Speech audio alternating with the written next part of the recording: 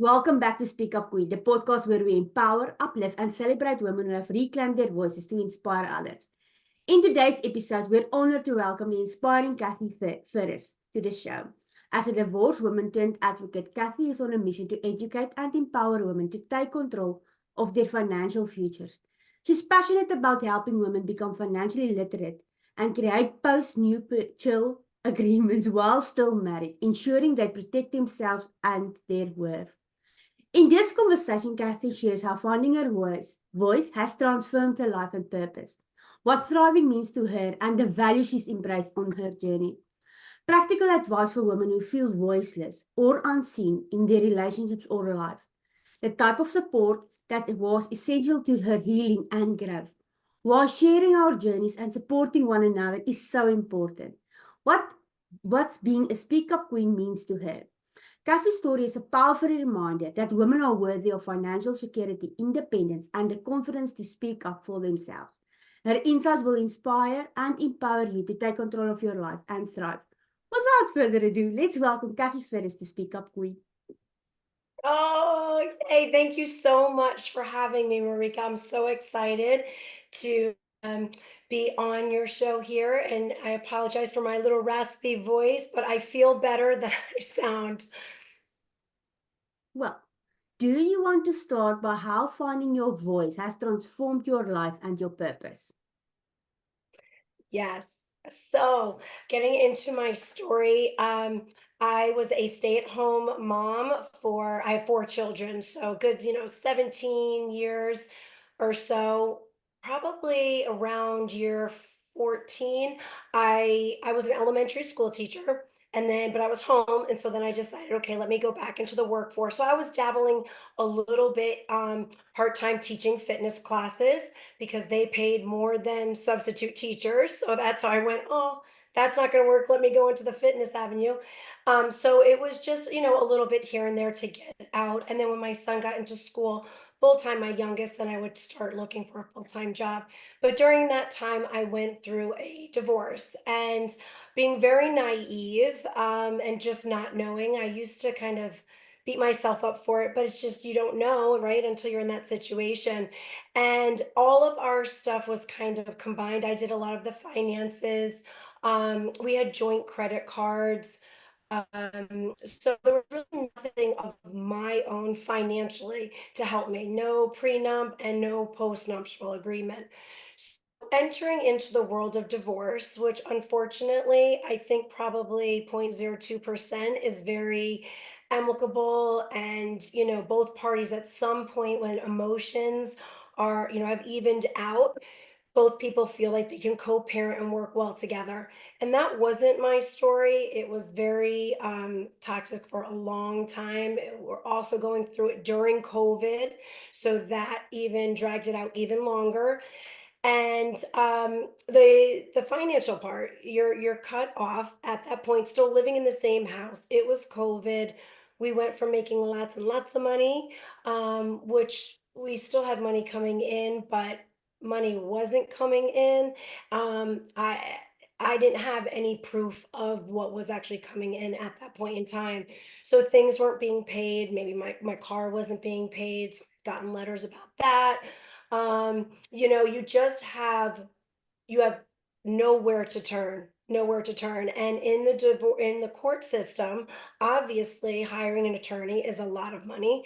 And if women, especially stay-at-home women, don't have their financial um, banking account, checking account, savings account on their own that they can utilize in this situation, this is where women are left in, I call it financial abuse, because you're good enough when you're married and it's like, okay, here you go. You can even take control.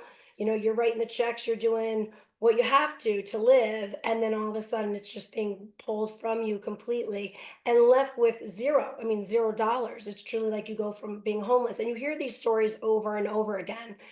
And mine is no different than any other woman's. And I feel if I can just throw in there about the court system, I used to say it's broken, but I truly don't believe that anymore, because if something's broken, you try to fix it. I think there's such corruption there still. And right, it's not no one really wants to be in that situation. If you don't deal with the court system, don't do it. So my story is really guiding women, keeping putting them in a situation, and I talk about this post-nuptial agreement workbook because so many women don't have prenups. So, okay, you're fine, you're married. This is actually the best time to fill this out because both of you love each other so much, and everything's going well. So I think when you're writing this agreement out and legalizing it, it's done in fairness, as fair as it can be. Okay, great, you'll get this. Okay, you haven't been working for X amount of years, so I'm going to give you 3 years to get on your feet. I'll give you, help out with your health insurance for 3 years, all those important things that you need. I didn't have any of that. As soon as we were divorced, there was no years of like health insurance. I have 4 children. My alimony, as I said, we made lots of money, is $220 a week after 21 years of marriage. So there's just so much. I don't want any woman ever being in that situation because obviously that's where my heart is. But again, it always goes back down to the kids. The kids really are the ones that get hurt by this because unfortunately, there's always going to be the whether a parent is saying something bad about the other parent or just here's your lifestyle, child, and you could do this sport or that sport or play guitar, and now sorry, nope, you can't do that. And right down to I have 4 kids that were all high school into college, so you throw in college, your a car for them, help with registration, gas, any of that, insurance. There's a lot that people don't think about. Biggest thing is that you don't think about either.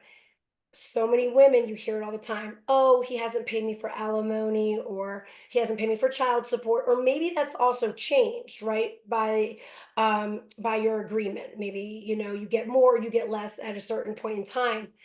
And if they choose to not pay you or just kind of change up the payment plan on their own, and when I say they, because of my story, I'm just referring to men, you have to spend another retainer fee just to go back to court to try to get the money that's already in your agreement that was already there. And that one was even a new one. I'm like, oh my gosh, I got to spend another 8 grand just right off the bat to just go and try to figure out alimony and child support now that the children are getting older. One's in college, and so it is a big, big mess. And I feel like if I can hit home with a few women, right? Like it's just that snowball effect. It's going to be hard because I think a lot of women and men in general, people feel that they don't need life insurance. So I use this analogy like, I don't need life insurance. We're just going to, kind of gamble it. And then God forbid if you need it, you're like, "Oh my goodness, thank God we had it." It's kind of like that. I think when you speak to a lot of women, they're going to think, "Oh, I don't wanna, spend 5 grand to get this agreement written up," which it would be a one fee because both of you are going when you're married, again, and working together, to complete this.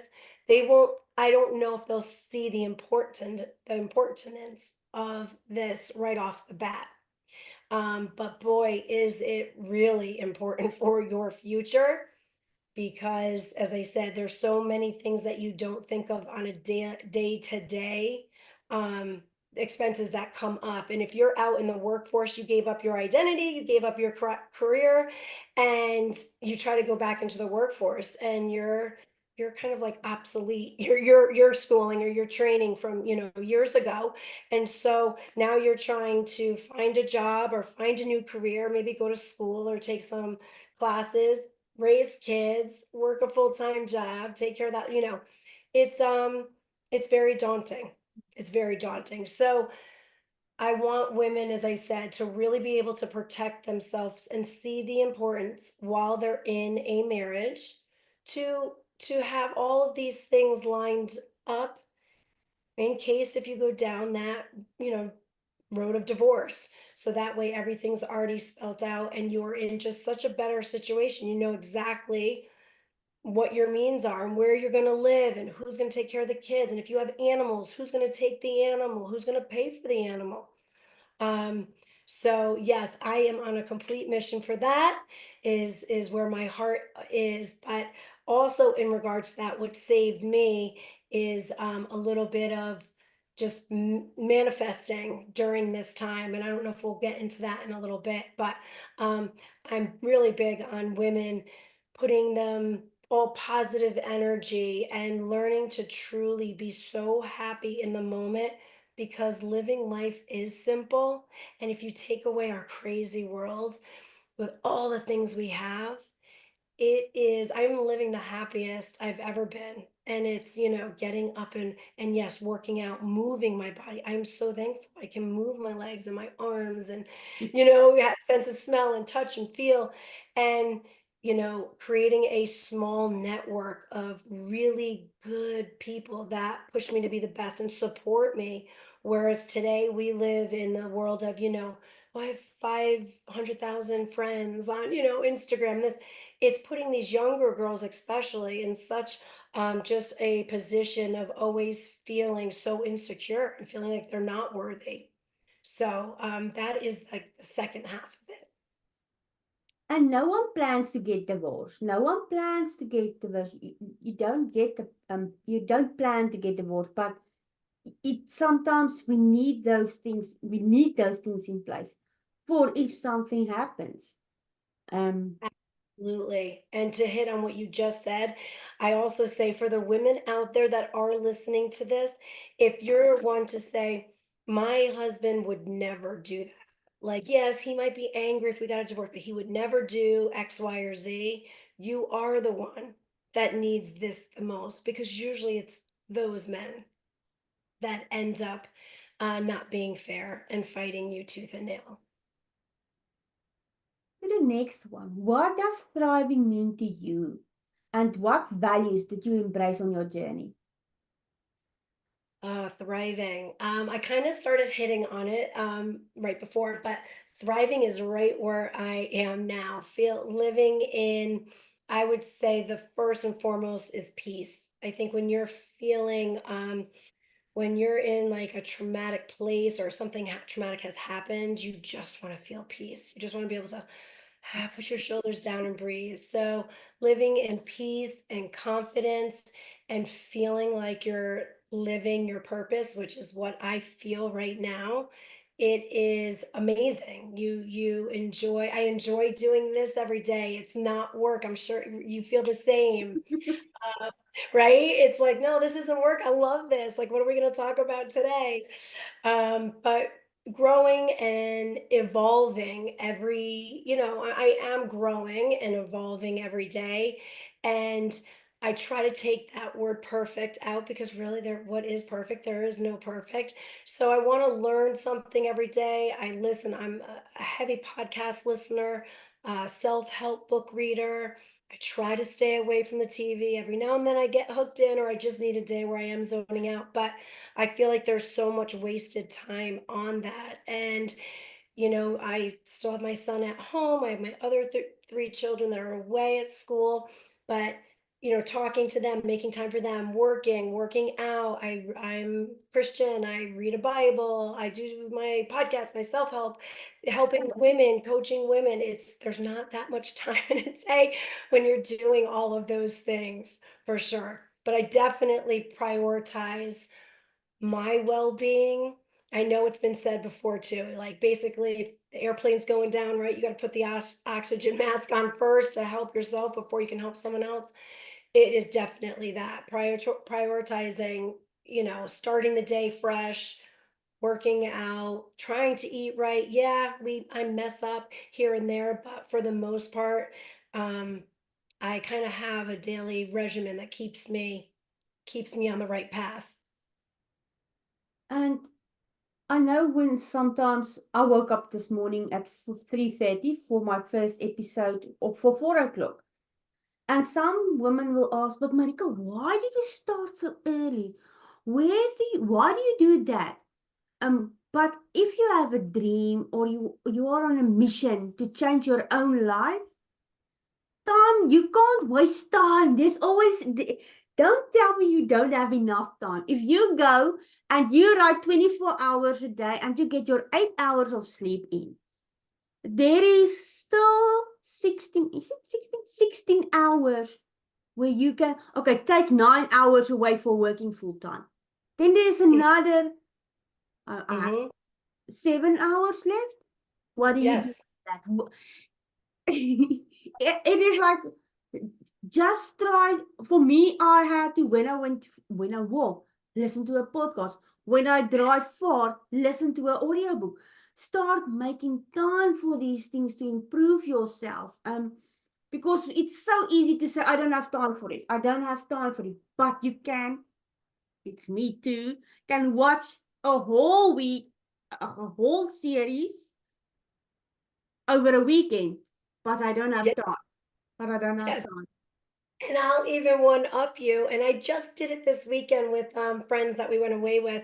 Speaking of not having time, I said and I do this with fitness because people will come to gyms that I've worked at and they'll say, "I wanna work out, but I just don't have time." "Oh, I'm not a morning person." "Okay, well, how about at night?" "Oh, I just don't have time. I've gotta get the kids or I've gotta cook dinner." There's always an excuse, right? So I say, "Bust your phone out and let's see, because on your phone, you can see exactly how many hours you spend every single day on the phone, and it'll tell you exactly how many hours on each app. And it even has pickups, like you picked up your phone 355 times in one day. So truthfully, there's always time.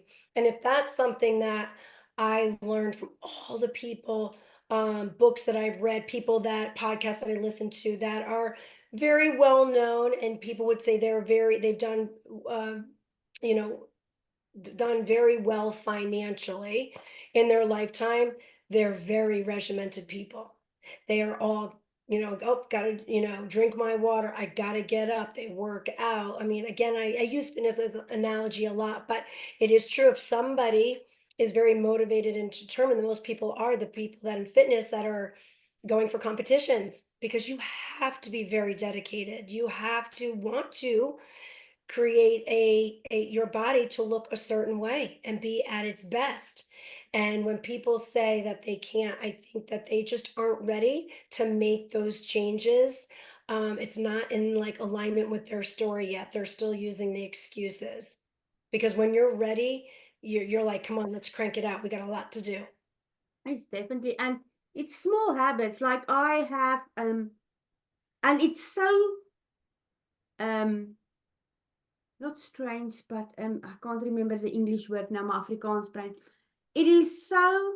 I had a procedure a few months ago, and it really put me back for a week. I was on the bed. I couldn't really. I was in pain and things, and how my body got weak in that few weeks because I didn't move. I didn't. Mm. I drove to work because it's so easy to just get in the car and drive to work. And then we had like a mental health workshop, and they asked us to pledge something that we are going to do for ourselves. So I pledged that I will walk 10 minutes a day because my back, the physio said that I can only walk 10 minutes a day because of the pain. Hmm. And now I'm working to work I'm walking to work every day.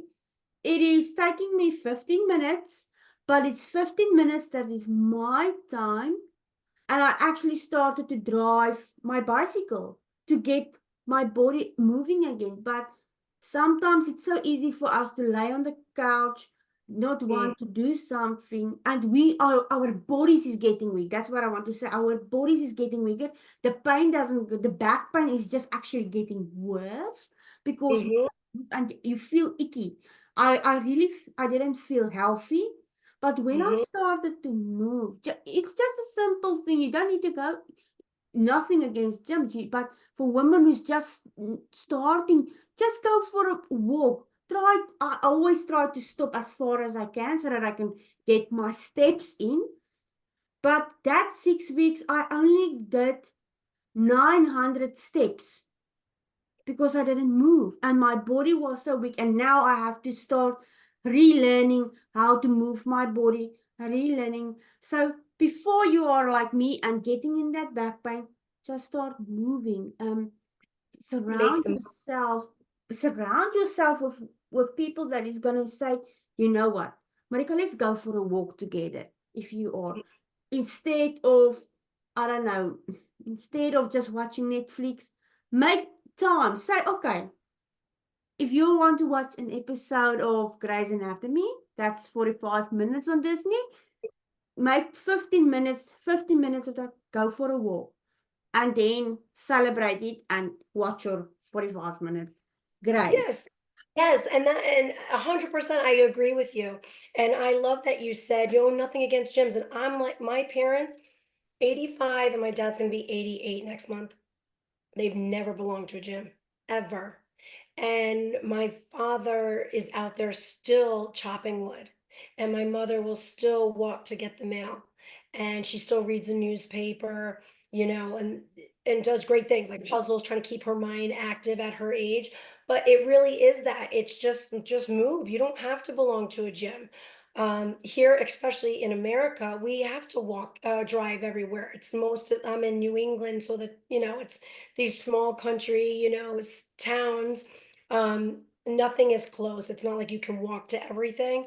So it's even more important for us to make that time, like you said, 10 minutes here in the morning, 10 minutes in the afternoon. And I feel like even if you want to be on your phone, although I don't love if you're on a treadmill, fine, then be on your phone. I don't know, scroll through it or do whatever you want in 10 minutes on a treadmill. But do what you want. Maybe you're making a phone call if you're out on the actual road for 10 minutes, walking back and forth. But yeah, just move. And that is so, so important because that really, I feel for myself, the crap that I had to go through and deal with in my divorce, being in the physical, having the physicality and seeing people at the gym and coaching them there, it really made me kind of flip the switch mentally and be in like a television show of my own. I was somewhere else for that time. And it's a positive environment. Everybody is there for a reason. And even if they have crap going on in their own life, which of course they do, I felt great because I was coaching them on an emotional level that day. So it's still coaching, there's always teaching or coaching I'm doing. But it is so important because you're with like-minded people and just getting up and moving. I think it's very important being around people who enjoy what you do and kind of doing a spin on that. I think it's so important with, talking about thriving. The things that I enjoy, the few activities, if it's fitness, okay, I have my people that I could do that with.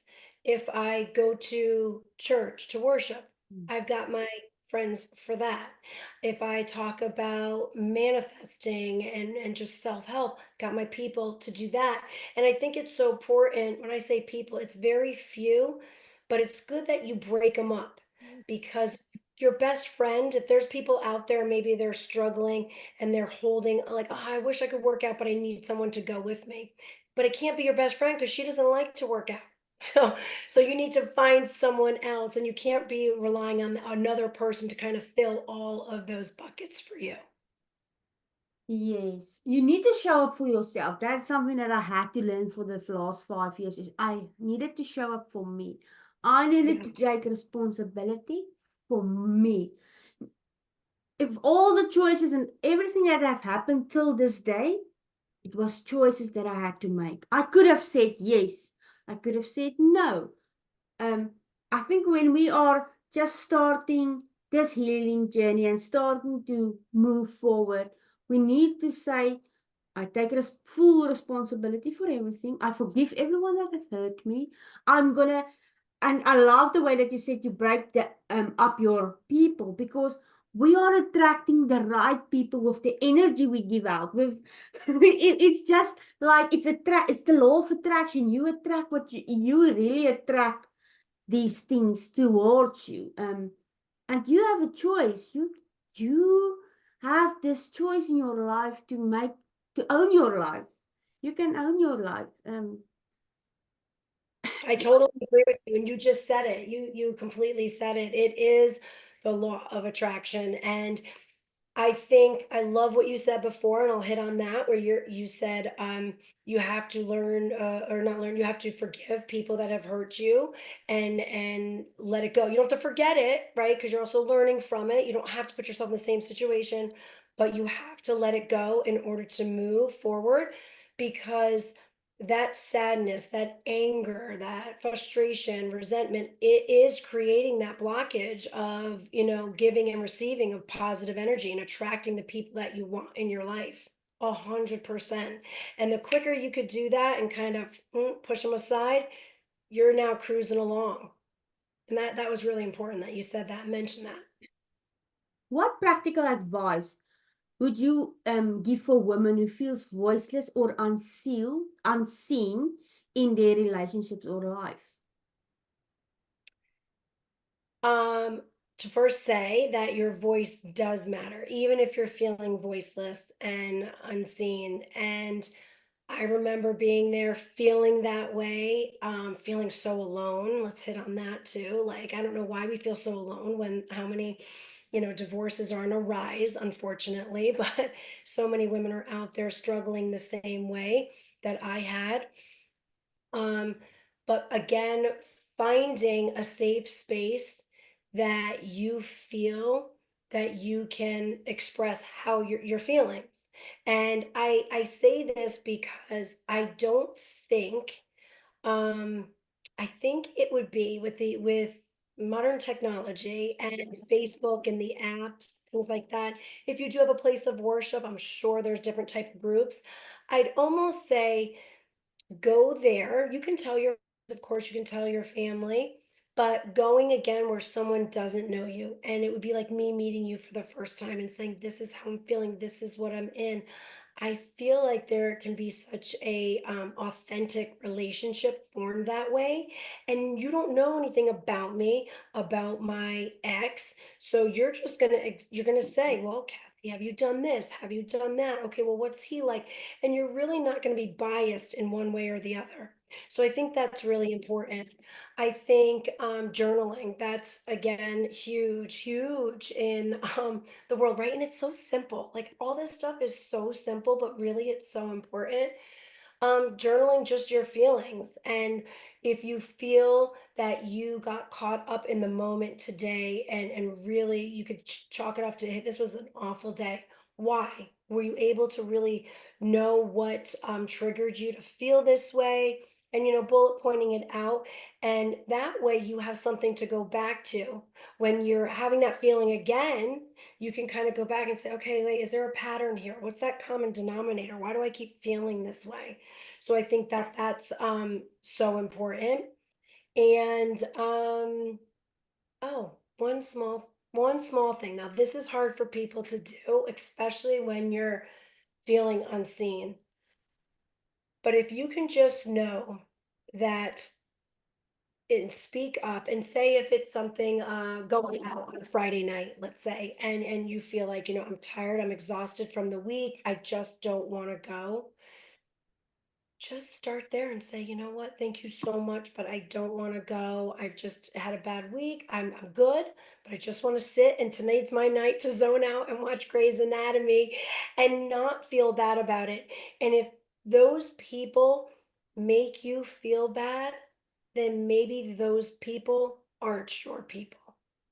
And I'll leave it at that for that one.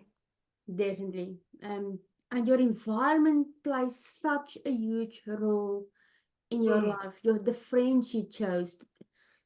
You have a choice. You have a choice to say, you know what, this no longer serves me. Especially when I had to set up some boundaries. I lost a few people because they didn't like my new boundaries.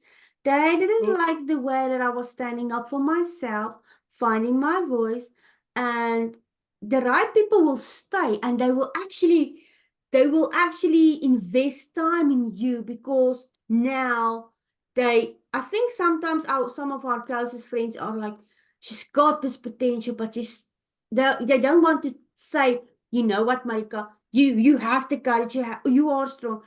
and then they will stay stuck. But when you are like making that choice for yourself and you are setting boundaries, they're like, I told you you could do this. I told you you could do that. And I'm like, why didn't you tell me? But sometimes they say, but we did tell you. But I think sometimes at that stage in our healing journey, we weren't Mhm. able to listen to what people were saying because we were living in our minds and we were focusing on just surviving. And now it's just like boundaries everywhere. You're safe, you're feeling safe. And yeah, it's so true that we need to listen to what our boundaries is or our choices is telling us. Because like you said, if they are giving you um crap about not showing up and doing things their way, then it's time to do reevaluate your friends. And sometimes it's hard. It's hard to let go. It's hard to let go. It's very hard, and I feel like also we have to learn to say it's okay for I say this to my kids all the time. It is like when friends come in or acquaintances come into your life and they come and they go, we can get away from them. Nothing bad happened. It was time for me to go this direction and them to go that direction. And it ended lovely. There was no hatred. It was just that was the season for them to be there. And now they're not. And that's fine because it's also making us who we are and still part of our journey, our story. But most importantly, I think when you really are trying to get to your most authentic self and be the best that you can be, you don't when I spoke of it before, you don't have time for a huge circle. I'm always like, the circle is so small, but it's fucking amazing. Sorry, I don't know if I can say that. Freaking amazing. It is like the best feeling because I have such few that I say are like my besties. There's few of them, and it's awesome because every time we get together, it is like just pure laughter and fun, and we're there for one another. It's not like, oh gosh, because the older we do get, I think you will agree to this. We're like, do I have to go to that party? Do I want to go to that party? Do I want to go to that event? Now I don't have to worry about that. I don't have to go to any of that. I go to what I want to go to. And it's awesome. And it's just nice to be surrounded by your people that is supporting your crazy ideas, that is uplifting you when you are feeling down. And it's not that draining feeling from, oh, she's complaining again. Or Yes. it is like, it sometimes negative people drain me so much. And I'm like, I tell them, you know what, I don't have time for negativity in my life. I am, and not that I say that, but if people are in a, because we can get so easy in a habit of complaining. It's so Mm, easy to get in a habit of complaining. Nothing is right. And then I'm like, I've got this vibrant energy around me. And as soon as someone else starts, it's like, I want to protect this energy of mine. And then it's mm, sometimes it's like, you know what? You go and listen to a podcast or start doing something or um let's do a session. Like I always say, let's do a session. Just book a call with me and we can just drink coffee and talk mhm. about positive things. Because Yes. we need to protect ourselves. We need that small circle. We need to pray over it. We need to pray over our friends that God sends us. And to protect this energy of us so that we can be the best versions of ourselves to help other women. Because if we are like, we are coaches and we are surrounded by people that is actually draining us, that energy is getting stuck on us and we are going to put that back into our community and that is it's not. I don't want to do that. I hope these women that's listening knows that your environment and your friends and even your family play such Oh, a huge role in your future. um yeah. you know You're and the way that you were raised when you talk about family, right? You just said it. It's such a huge part of who we are day to day. And I firmly believe that you don't have to speak to someone because it's especially with all these lovely people that I've met along this journey, and when they talk about their parents or an uncle, a grandparent, um, how toxic they were, and how they had to set that boundary, kind of sever the family tie. And when I was growing up, it was always, oh well, you would hear within families, oh, we gotta like him. That's, Uncle Jeremy, and just deal with it. And, that is like, no, we don't have to do that anymore. I don't have to surround myself and be around somebody that treats me poorly and doesn't make me feel good and doesn't respect me. And so, even though it's family and it's blood, doesn't have to be that way. If you realize that they are bringing you to a deep negative place, then sever the tie. You don't need it, regardless of who they are in your life. Definitely. That's And your gut will tell you. That's the amazing thing. When you are in tune with your body, your gut is like, uh, this person. And sometimes my husband is like, what's wrong with you? You tell me something that you can feel something about this person. Well, I'm like, you know what? I'm a survivor of abuse. And we learn to see things before it even happened. We know your gut is really telling you, oh, I don't feel safe. Your body tells you you don't feel safe. You need to get away. And a family, I think most of these women have been through abuse by family members. Oh, you're fat. Oh, you've gained a little bit of weight. In a mm, such a, you, the person that's telling you, think it's very funny. But you've gained weight. What's going on? Are you pregnant? Or, oh, you never find a loyal husband. They are speaking all of these things.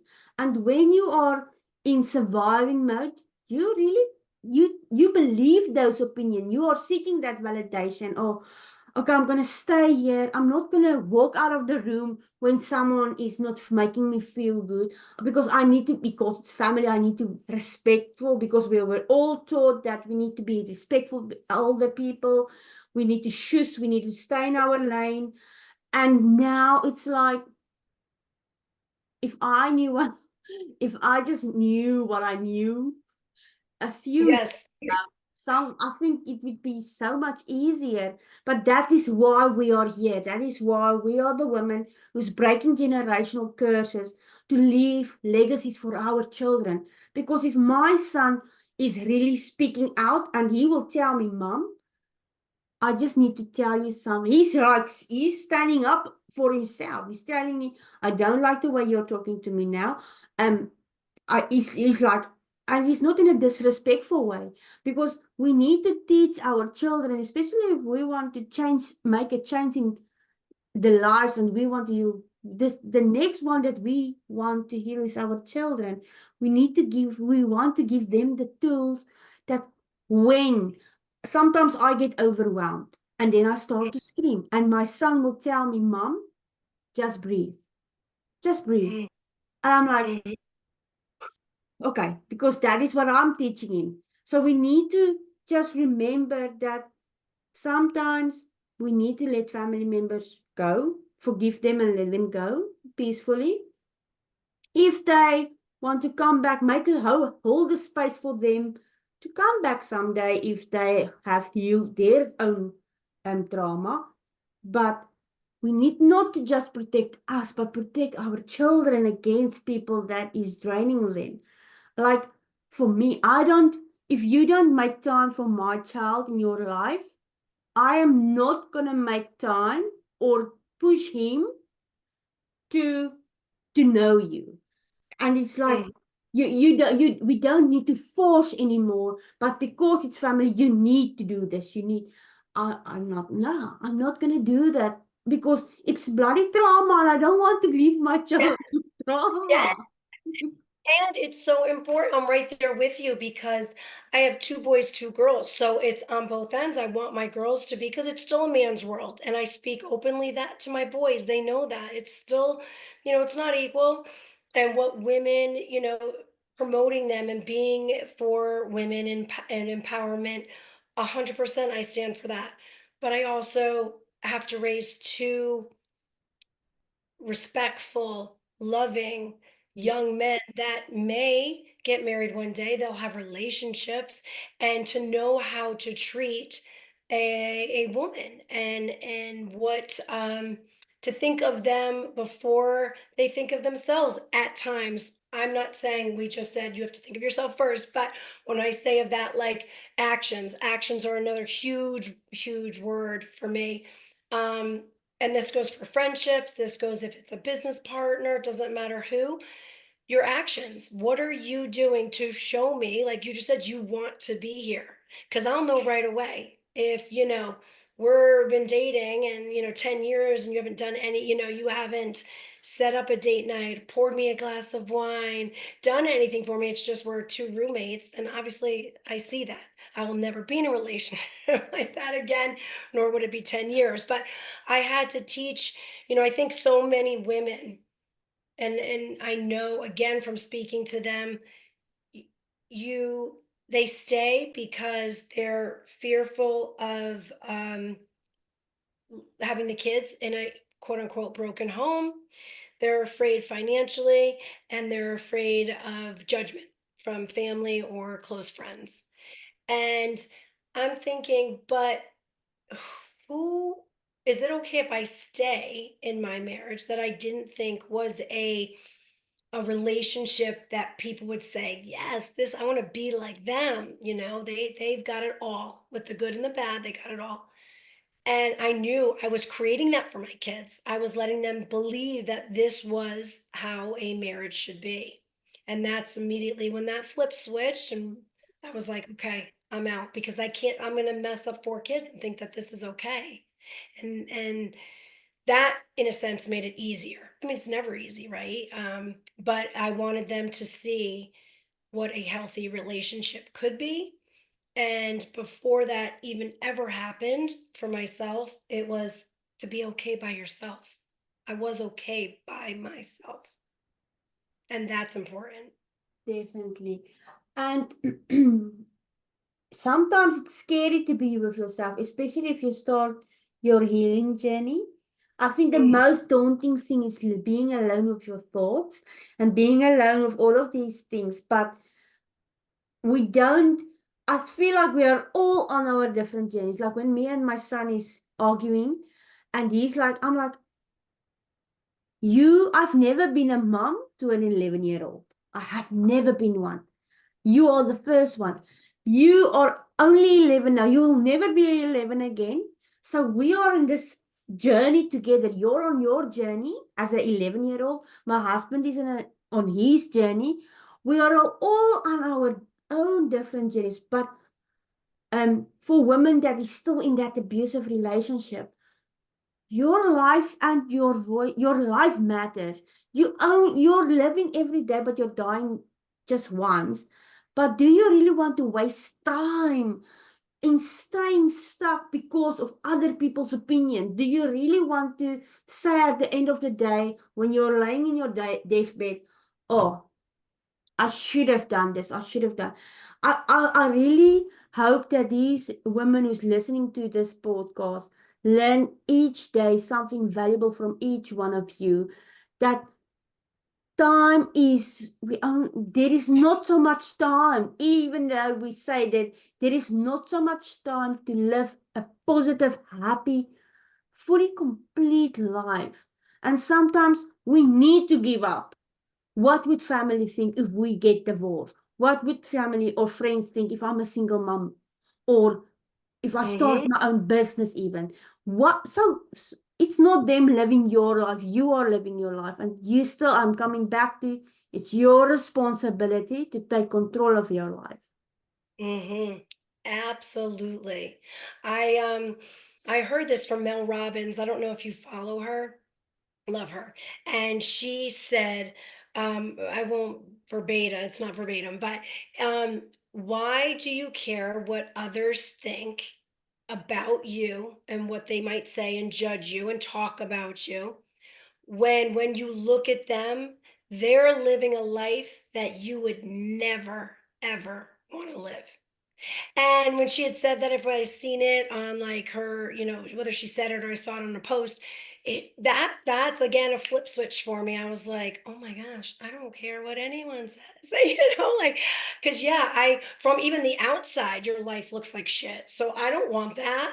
I don't want any part of that. Um, and I just that was something that resonated with me that really I was like, I don't care. And we're all trying to figure it out. We're all just trying to get to the same spot, the same place, and we want to be happy. We want to have peace in our heart and our soul. And if whatever that is that gives you, go for it.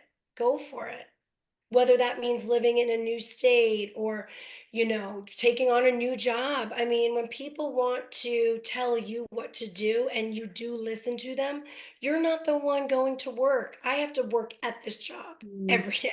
So if I don't like it, I don't like it. You mm, know so to feel that you're stuck in those positions, it's the worst, especially again for women, because we're very we kind of wear many, many hats a day, and we try to people please. Naturally, we're people pleasers. And again, you got to please yourself first before you try to please everyone else. mm. Because at some point, you're going to, explode. Explode and get overwhelmed. And then, yeah. Well, we're almost on top of the hour. So, last question. What does Speak Up Queen means to you? That's a good one. Speak Up Queen means to me to live your life confidently, authentically, and unapologetically you. No explanations to anyone. Um, and feel that your purpose is here. Whatever your purpose is, that you have to share it, and that so many people need to hear it, and so many people are like you in your path, in your journey. I know all of our individual stories are very unique. No one is the same person, but our stories can be very, very parallel to one another. And when you think that your story, you're alone, or your story isn't going to resonate with anyone, that is false, like false information, because there's so many people out there that will be able to relate and truly will be like, oh my gosh, I needed to hear that. I needed for her to say this. Whether it's just telling the story or your healing part, because I think being a speak up queen, it is all about inspiring. It's also in healing. When you tell your story, it heals you. It keeps, putting another stitch in the heart, which is awesome. And it empowers women to, take the leap, or I like to say, make the move. Make the move in the direction that best suits them. Wow. Well, you almost had me in tears. Oh, Oh, Marika, thank you. watch you forever. When you talk about we're like alignment, like I just love our conversation. I Yeah. do. I love Oh, and you're doing great things for women. And so it's awesome. I'm like so happy that I could share my story with you and all the other women that will be listening. well, thank you, Kathy, for your time and for all the golden nuggets or golden crowns. Let's say crowns because nuggets is not. Let's say all Yeah. the golden crowns that we've learned because this was really an impactful. It's one of those podcasts that I'm gonna re-listen, like seriously, because we've got so much value out of these things. And I really hope that each woman that's listening realize that we are all just trying to figure things out, but we can inspire while we do it. We don't need to wait until we're 50 to write that book or to start a podcast or to share our stories. Because someone, a 17-year-old child, might just need to hear what you are telling them now. So let's go and inspire and uplift other women out there. And yes, Yeah. thank And let's celebrate. I want to mention one other thing. Celebrate your wins, ladies. We spoke of that before, but it is so important. And if there's something that you also take away from this podcast, for whatever little win it is still a win. So if you haven't worked out forever and you're so nervous to maybe just get up and go to a gym or not go to a gym and just go take a 10-minute walk or 5-minute walk. That's a huge win. If made dinner and it stunk, it wasn't great, that's okay. You still tried it. You tried to be a better version of yourself. So rather than women always knocking ourselves down, let's try to lift ourselves up and celebrate the wins. Well, thank you so much, Kathy. I'm definitely going to celebrate my wins today and talk to you soon. Thank you so much.